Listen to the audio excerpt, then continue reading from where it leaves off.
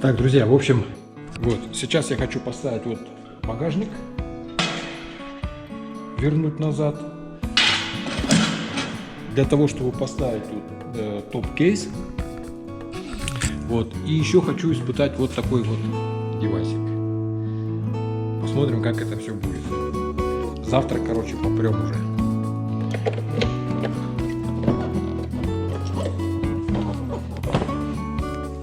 Так, посмотрим, как это все будет.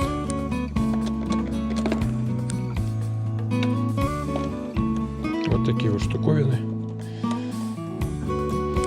Так.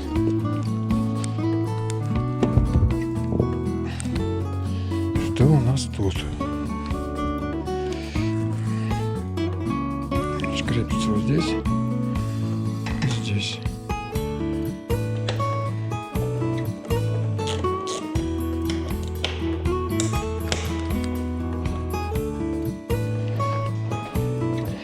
Так, эти вот. Чего? А, через 2 недели поешь. А я завтра уже. Забыл, с какой стороны залазить на мотоцикл.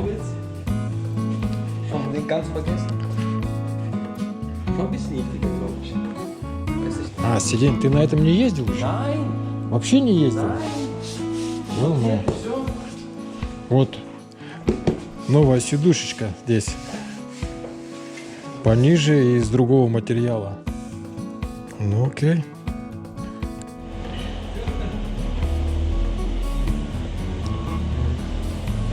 Красавицу Хонду запишу.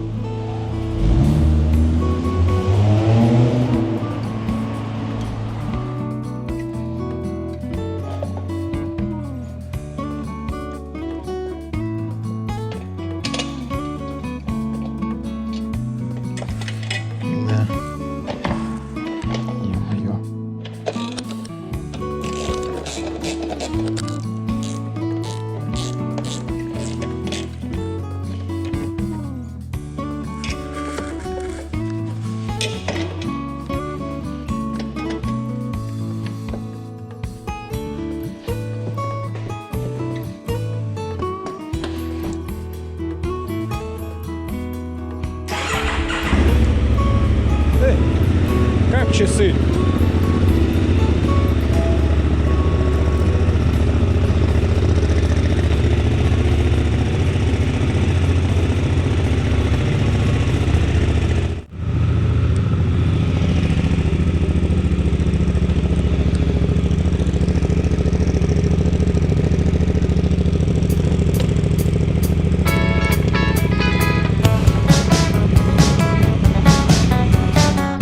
Ну что, друзья, всем огромный привет! Итак, сегодня 14 февраля 2024, и сегодняшний день можно считать началом мотосезона 2024.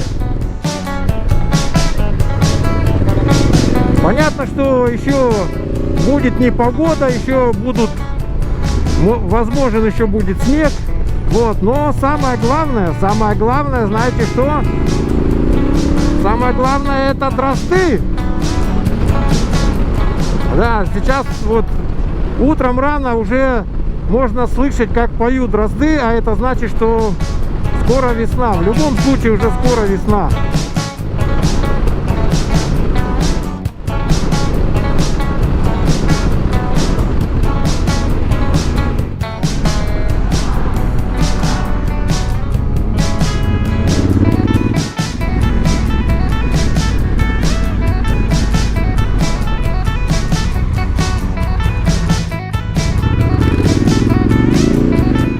Еще хотел буквально пару слов сказать насчет видеокамеры. Вот, может быть, это будет кому-то тоже интересно и полезно. Почему именно я остановил свой выбор на GoPro 12? Вообще, надо сказать, что все мои видео я снимал на GoPro 7, вот, 7-й версии, и считаю это одной из самых удачных камер в линейке GoPro. 7, потому что она самая маленькая, самая такая компактная, самая легкая, с прекрасной стабилизацией и просто отличным качеством видео. Вот. Но у нее есть один такой косяк, одна такая болячка.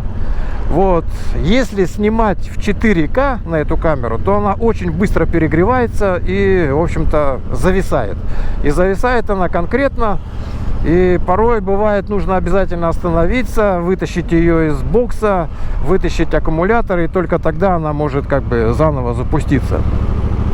Вот, это очень напрягает в дороге, а так она, вот если вы, допустим, планируете снимать 1080 или там 1440, вот 2,7К, то отличная просто камера. Вот, поэтому я наблюдал за другими вариантами, там, и вплоть, как я понял, вплоть до 12 модели эта болячка у GoPro толком не была решена. И вот уже в 12 модели вроде бы как они неплохо поработали над этим. И, в общем-то, ну, до конца эта проблема, я думаю, не ушла.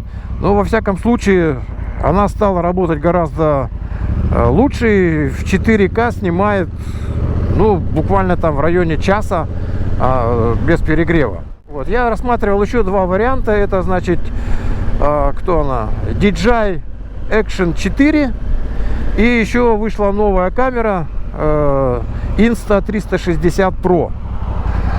Вот, совсем новая камера. Но ее я, в общем, после первого знакомства, так сказать, я ее сразу откинул. Дело все в том, что она самая большая, самая тяжелая, самая дорогая. Вот, задний откидной экран, ну, в моем варианте он абсолютно бесполезен. Вот, а у GoPro, например, на передний вот этот лицевой экран можно вывести информацию с заднего экрана, поэтому как бы смысл в этом откидном экране абсолютно я не вижу никакого смысла. Вот, поэтому вот, и к тому же для подключения микрофона тоже нужен свой аудиоадаптер. В общем, думаю, не, это не пойдет. Еще был один вариант, это, конечно,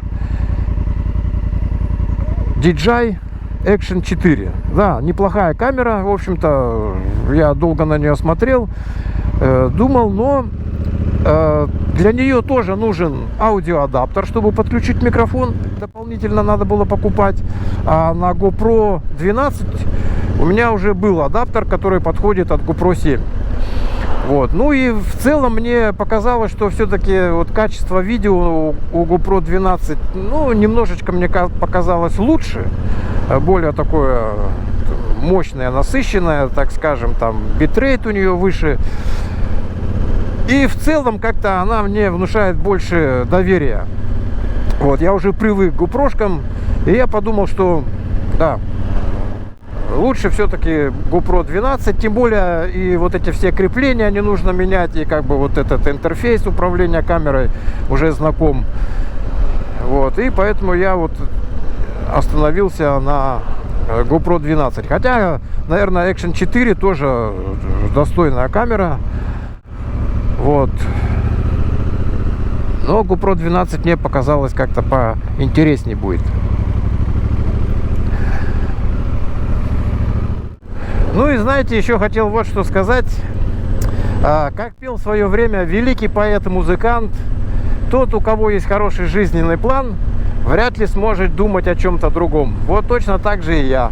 О чем бы ни говорил, о чем бы ни думал, все время мысли сводятся и разговоры сводятся к мотоциклу и к мотопутешествию.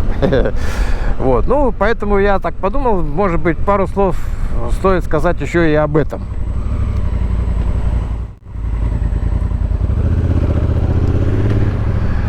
Вот, я уже как бы анонсировал и говорил о том, что цель моего будущего мотопутешествия – это поиски следов допотопной цивилизации.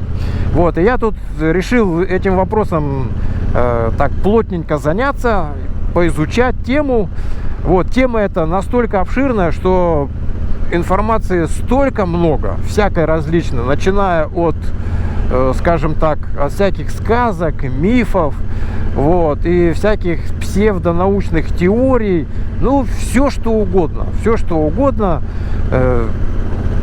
вот, и разобраться в этом, что действительно как-то относится к реальности, а что просто выдумки, довольно непросто. Я подумал, что мне нужно выбрать такой путь. Вот, взять источник, которому можно доверять, и держать его всегда в ориентире. И этим источником, конечно, является Священное Писание. Священное Писание Ветхого Завета. Именно там и описываются эти события, описываются люди, вот, участники непосредственно этих событий, ну и описывается причина, в общем-то, потопа и так далее. Но дело все в том, что я изначально думал, что я там уже как бы почти все знаю, уже не раз эту тему прочитывал. Вот. Но после того, как я подумал о том, что все-таки этот текст написан на иврите, неплохо было бы, может быть, поискать в сети какие-то комментарии, чтобы непосредственно с иврита был комментарий на русский язык. И вы знаете, множество таких комментариев. Множество таких комментариев, и это, ну, в преобладающей степени это раввинистические комментарии. Вот, но это даже, я подумал, что это даже очень хорошо. И вы знаете, я там накопал столько интересного. Вот, но первое, с чем я столкнулся, это я понял, что я вообще ничего не знаю и вообще ничего не понимаю. И все, что я знал, это так 0,1%. Вот. На самом деле, конечно, без языка просто, ну, невозможно разобраться в этой системе. Я просто вот один пример приведу. Допустим, там имена людей. Вот, я сейчас не произнесу правильно, вот, ну, примерно. Мехуаэль, да, это, скажем так, правнук Каина. И Михаэль, ну, как-то так, да. Ну, на наш взгляд, кажется, имена такие, ну, созвучные, одинаковые. Но дело все в том, что это, кстати, вот второе имя, которое я назвал, это по, значит, родословной Сифа. Это совершенно два разных имени, которые одно обозначает стирать память о Боге, а второе обозначает постоянно помнить о Боге. Вот. Так же, как вот, вот. И это видно только из языка. Тот, кто знает этот язык, он сразу это видит. В переводе этого, конечно, не видно и непонятно, а это очень важно. И так, знаете, каждое слово, каждая строка, вот, оно имеет определенный смысл, который не раскрывается в переводах. В общем, я это к тому, что я сейчас плотно этим занимаюсь, изучаю. Мне это очень интересно, доставляет огромное удовольствие. В свободное время я накачал там массу электронной всякой вот этой литературы.